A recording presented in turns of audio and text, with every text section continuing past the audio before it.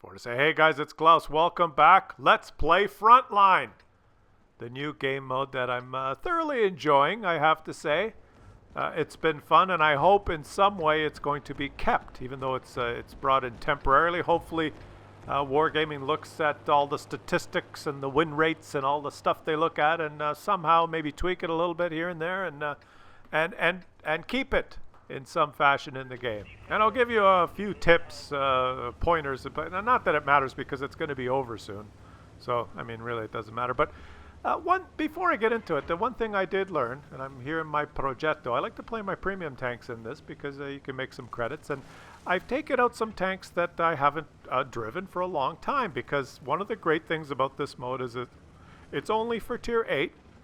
And I really think that they should bring this mode back, maybe do a month of just for tier 6s, and a month just for tier 7s, and a month just for tier 8s and 9s and 10, and just switch it up, you know, and just have it kind of always going. I'm not sure if it fits into their business model or whether they're making enough money doing this Frontline. Because two of the things that you realize in this mode, you don't have to shoot a lot of premium ammo, and you'll notice that on all the tanks that I play in Frontline now, I've actually removed all the APCR. I do not even want to be tempted to dab that 2 key, because I just want to make credits and have fun in this mode. Maybe that's not good for wargaming, but too bad. That's just the way I want to play it. But I've taken out some tanks that I've not taken out for a long time, because in this new day and age, they have become old and stale and underpowered. And in particular, some of the old tanks that got premium matchmaking in the past, like my IS-6 and my KV-5, I've taken those out. Just, you know, haven't taken them out for a while, might as well try them here, eh? And boy, what a rude awakening, or I realize now how bad it is, how utterly pathetic those old tanks are. Let's just watch this. Have a look at this clip, and I'm playing my KV-5, which I never play anymore, but I thought I'd give it a spin here. And this was one of the original big badass premium tanks that you could get. It gets preferential matchmaking, and back in the day, you know, the premium tanks could not be overpowered. They had to be slightly worse than their counterparts, and in this case, it had great armor for the day.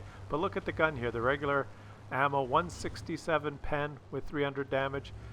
The APCR round 219 pen with 300 damage, and it gets an HE round, 54 pen and 360 damage. So it basically, this gets a tier 6 gun, the same gun that the T150 got. So a tier 6 gun on a tier 8. And what the way it was balanced is given a ton of armor with some easy weak spots in the front. Let's bounce on this guy. Didn't even scratch him.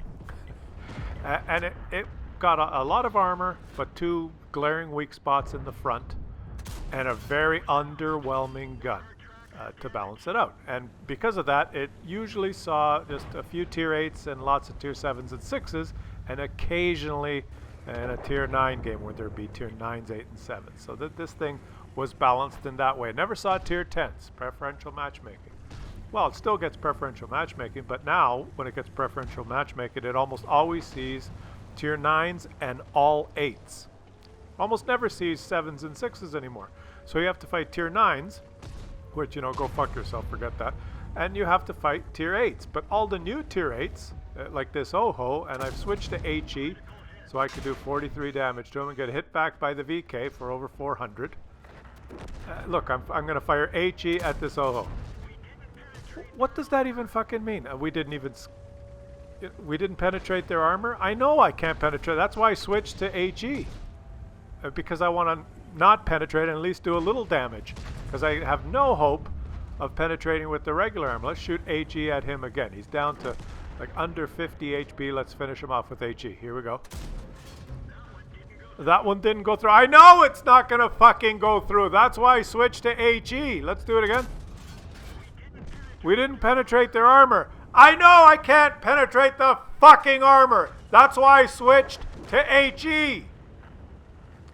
And this thing now is so underwhelming in every way. And there's no fucking way I'm going to load APCR and spend credits to shoot premium ammo with every shot. Let's shoot this guy. We didn't scratch him. That was a bad shot. Let's shoot his lower plate. Let's shoot it. Yeah, critical. How the fuck? I shoot HE at someone and it didn't penetrate, and then I shoot regular ammo at the lower plate and it's a critical hit. What the fuck does that even mean? But it's just the unbearable frustration of playing these pieces of shit that are in your garage now. The legacy players, the guys that have been around since the beginning, 3-4 years ago, that purchased this stuff. The loyal first players. This is Wargaming's loyalty program. We didn't even scratch him. If you happen to be one of the legacy players that's been around forever, this is their loyalty program. You have a KV-5? Go fuck yourself. Fuck you, leave it in your garage, go buy yourself a Defender. Yeah. Bail out, this vehicle's had it. You're fucking right, this vehicle's had it. And if you think I'm just whining and complaining and ranting, well, you're right.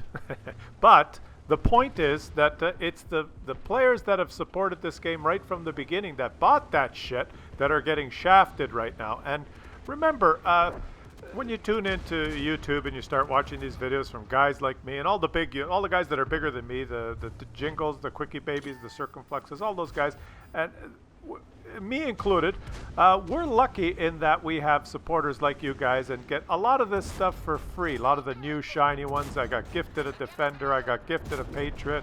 You guys have, I mean, I've got a couple of gifts in my garage that I haven't been able to play yet. The Samoa and there's another one in there that I you know, and yeah, I get them all and they get them all. We do these videos and show you all the nice new shiny things, and oh, this one's great, you got to get this one, and all the hoopla. But let's take off the rose-colored glasses for a minute and see the no bullshit point of view, because this is the no bullshit channel, and I'll give you the no bullshit spiel here. What about the guys that have since inception supported this game, that have all that crap in their garage now? Do you expect them to go out every 2-3 weeks and buy the new fucking shiny one? Is that how it works now?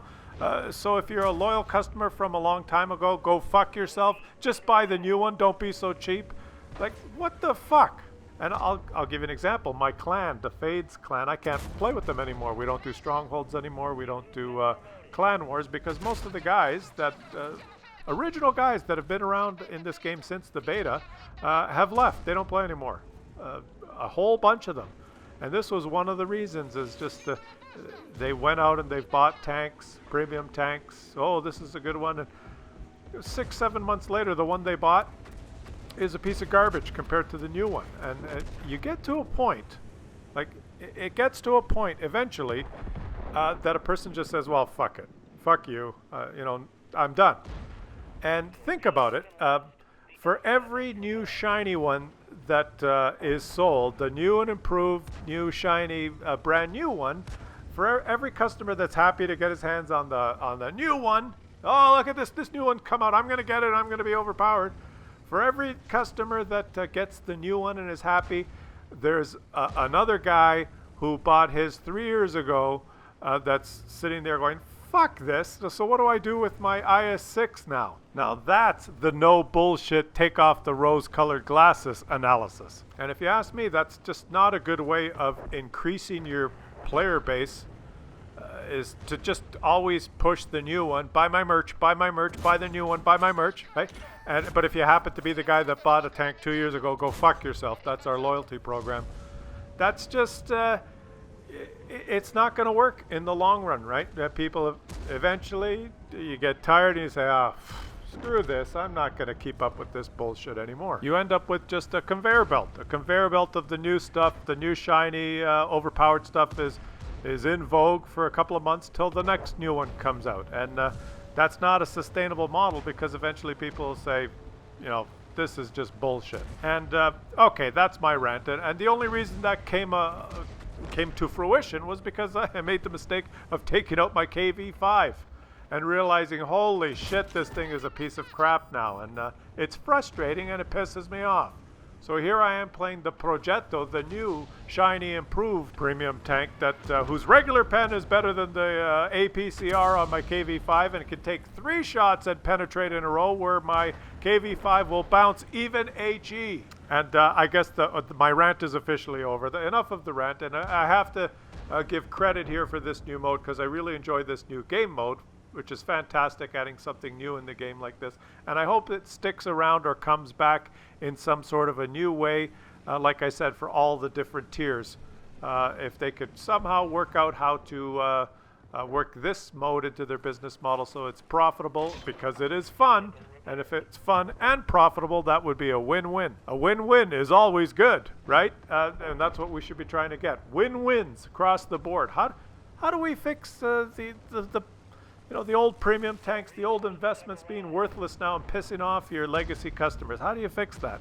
And how do you fix it? Well, I guess there's two things. There's number one, you have to just stop the power creep, right? You don't have to have constant power creep so that it's only the new one that's good and all the rest are crap, because that just pisses off your oldest customers.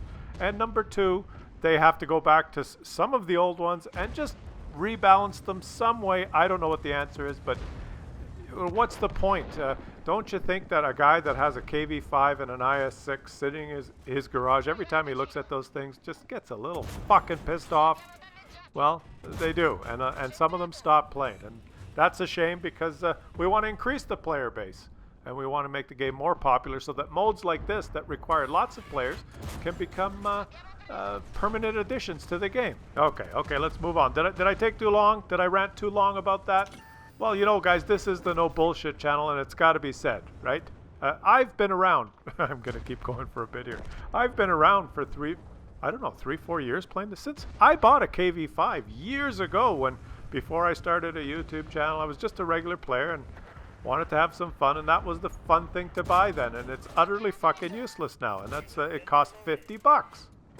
And that's bullshit. It would be like you've bought 15 different Fords at the same dealer your whole life, and you know the manager of the sales office, and you come in for the 16th time, and you bring your old Ford in for a trade-in to get your new model, one of their best customers, and the guy looks at it and he goes, "Oh, you want to trade that piece of shit in? Fuck you.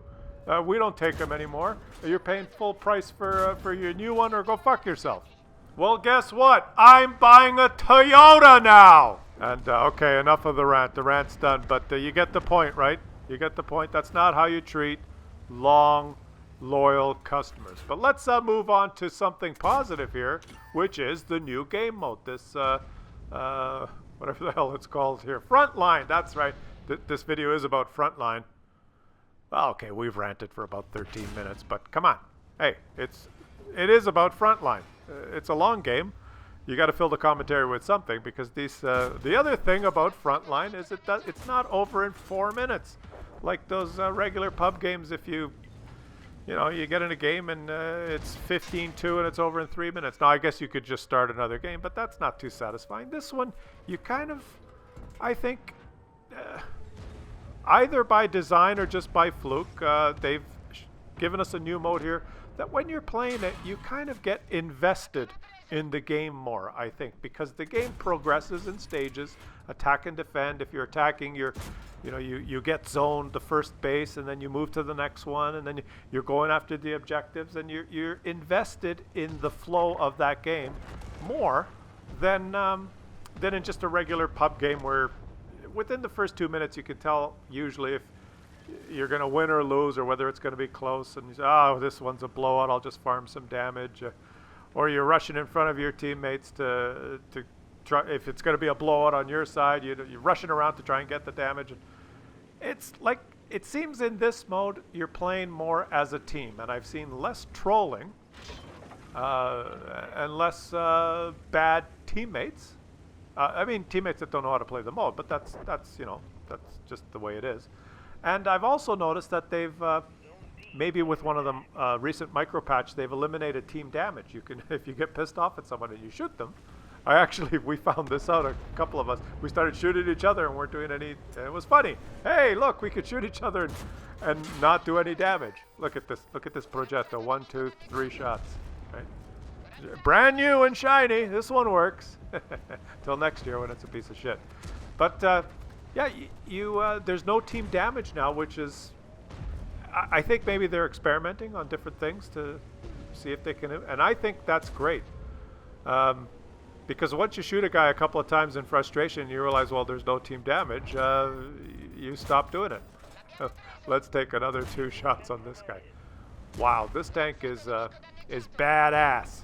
So, okay, front line. We're defending in this particular game. And whether you're defending or you're attacking, it's all about the bases. It is all about the bases. The bases, the bases, the bases. There's 3 important things in front line. The bases, the bases, and the bases. Okay? And the enemy team is doing the right thing. They're fighting for that base. They're in there trying to capture that base. And we are desperately trying to reset. And it ends up being a fun fight here. When you reset in front line, you don't completely reset. You just lower the counter by 5 seconds. Every damaging or critical hit you make lowers the counter by only 5 seconds. Now here's a strategy. If you're on defense, you have to try and not let them cap out by constantly doing damage to them while they're in the base and killing them. So killing them stops the counter. And now we're surrounded here. Looks like we're going to lose this base. Artillery strike, get the hell out of here. We've lost the... What happened? Leave zone. That's right. They've got the base. We got to get the hell out of here. So all of that, it's taken them 16 minutes to get... Oh, and we're going to die here. We're going to die or get artillery strike. Am I going to die? Run! Run for... And I'm dead. Okay. Tutti fuori! So you desperately have to try and defend in frontline. And here's a little bit of a strategy. Like when you're defending and you have to reset. And if you kill 2 or 3 enemies, you have to realize that, okay, we've killed 2, 3, or 4 of them.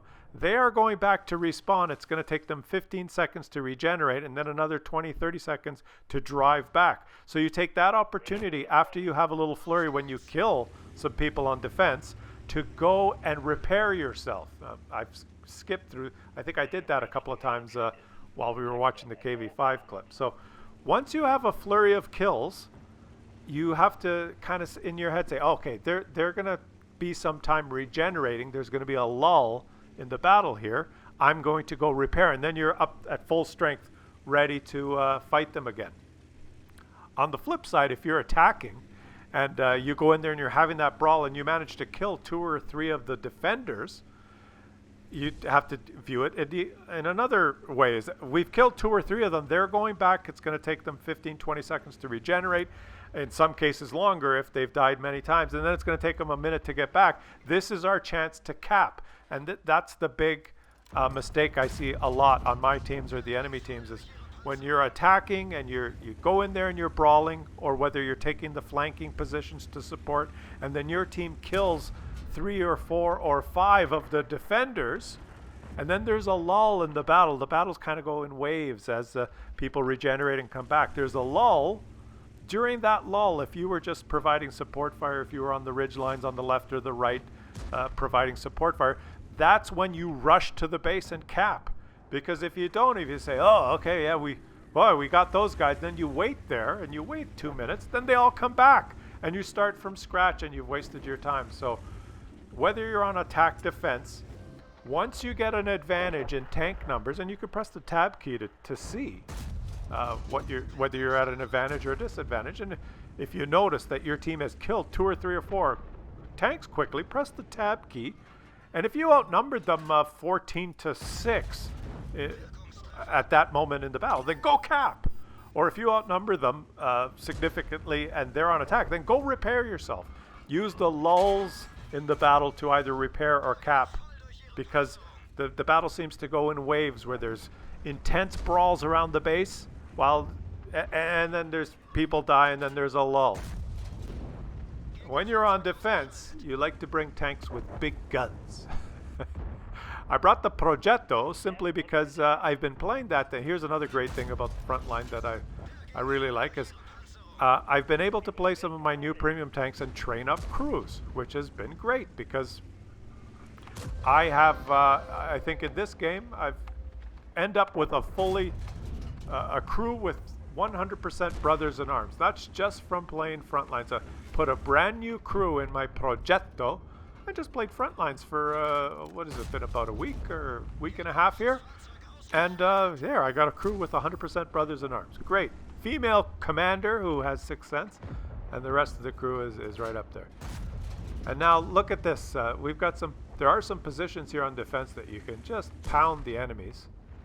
And they are not playing it right here. See, they're just coming one at a time, and they should really en masse attack one side and push. And I find that a lot of the victories are on defense, and a lot of the losses are on attack. So maybe that's one of the reasons this mode is going to be in the game temporarily. And I'm sure that Wargaming will look at all the statistics for the hundreds of thousands of games that were played, and maybe they'll find out that 60% of the victories were defense. And if that's the case, they might have to tweak things, right? Or change, maybe not change the maps, but tweak how it works. So I didn't really give you guys very much advice, did I? I ranted most of but it's not over. The three most important things about Frontline that you should remember are the bases, and the bases. At least for the first part of the game, whether you're defending or attacking. In order for an attacking team to even make it to the objectives, they got to get 2 bases in a north-south row there. There's 6 bases they have to get so that they can attack all of the objectives. And the only way to do that is to be either aggressively attack the bases or aggressively defend the bases. Use the lulls in the battle when you have numerical advantage after you've killed some enemies to either cap or to go repair yourself. The other thing is these special abilities that you can get. At the beginning they weren't a big factor, but now that people have played and they've progressed, it seems that everyone has an artillery strike. So there's artillery striking going on all the time in the game, and it's getting to be like it's one big artillery strike, frontline artillery strikes. And that might need to be tweaked because you can't have all 30 tanks with an artillery strike, because then you'll be your artillery striked every 5 seconds, it seems now. This is not, this game was about a week ago, but the games I'm playing now, it seems like everybody has an artillery strike. So after about 300 seconds in the game, when the artillery strike is generated, they're just it's coming down, it's pouring, it's raining, there's artillery blasting going everywhere. And maybe it has to be if they bring this mode back, I would suggest you have to earn your artillery strike by doing something good in the game rather than just after you play 20 games, you get it all the time, because there's just too much of it. Maybe if you achieve every 5,000 damage points you get an artillery strike. Something like that. So that you can unlock these special perks in the game by doing something smart or good. Or if you get a certain amount of defense points, you get something. Or if you get a certain amount of damage, you get some ability. You can't have everyone with engineering, artillery strike, and all the... it was fun for this temporary period, but if it's going to be permanent, they're going to have to change that. So you can see this defending game is a lot more campy than the attacking game, but I'm not just going to sit back and wait. You want to move into positions that you can constantly shoot and not let them get the advantage. So I'm going to go support my teammate here and use this big gun on this poor British tank. Oh boy, and I've actually got a couple of rounds of APCR on the Scorpion because I forgot to change the ammo. I've got this set up for regular pub games, and I forgot to change the ammo load on this, so I'm kind of wasting. And I think I had 3 APCR in my Progetto, and I'm wasting a lot of credits here because I'm shooting APCR now. I've run out of the other stuff, and there's no regeneration or repair facility around. I forgot. Now, since I did this video, I've taken out all the APCR on all of my tanks, and I just run regular ammo in this to maximize the credits. So you can count how many shots I've taken with APCR, and we'll look at the post-game stats on how many credits I make, and it makes a shit ton of credits. Objective 4 is under. This is a very close game. We've got almost 3 minutes left, and they're fighting an objective. So I'm going to turn around and head back. Where am I going to go? Got to go somewhere where I can help. Okay, maybe I get a shot on this guy. There's no. Oh, yeah, yeah. Oh, he is in the open. Oh, hello. Hello. Let's just take a shot. Are you freaking kidding me? See, this is why the APCR is just a waste of fucking credits. If you're going to play this mode and you're going to spam APCR, then, you know, good on you. I've removed it from all my tanks. This mode now, for me, is for fun and to make credits. And we've lost an objective. We have lost objective 3. Well, let's make this guy go. Oh my God, are you freaking kidding me? As soon as it seems like when you shoot APCR in these German sniper tanks, you can't hit shit. You just can't hit shit. And I'm done. I'm done with the commentary. This is taking long enough. You see, like this game has gone on for 25 minutes. You do get invested in more in your games, and on. The bad part, though, is if you have a really terrible team, you're on attack and no one wants to go to the caps and everyone's camping, you know it's going to take you 15, 20 minutes to lose that battle. And you have to endure a team of Muppets for 20 minutes. That's the flip side. So it works both ways. When you're winning, like right about now, we've put in this 26 minutes and I'm hoping I'll just guard this flank and I hope the rest of the team does not let them take the objectives. Because it would sure suck to lose now. Oh, look at this. I've got an artillery strike. He's moving, but I'm going to give it a where the hell did he go? What do I do? He's gone. I think I shot anyway. And 1 minute left. 1 minute left. Am I going to win or are we going to lose? We've lost an two objectives. They're working on number 2. And actually, I've played like a Muppet here at the end. I've been guarding here. Not realizing, hey, wait a minute, they're shooting and now I've decided I've got to go back and, uh-oh. Just as I say that, where did they all come from? They're in the open. How did they get there? How did I not see them? Are you freaking kidding me? But we win it. We win it. This is what you can expect. Look at this. That guy did pretty good, and I did pretty good. Oh, over 11,000 damage. Let's sort it here. Oh, there's a guy that played better than me. Way to go, buddy. Not that I played great, but look at the credits that you make. That's why you get invested in the game, right? Because after 20 minutes, you say, oh, we better freaking win, or you'd make half as many credits. And you can look at the Scorpion made a lot, and the Progetto made a ton, right? And look at this. Brothers in Arms, full Brothers in Arms crew in my Progetto, 14,400. That was a long video, guys. I'm done.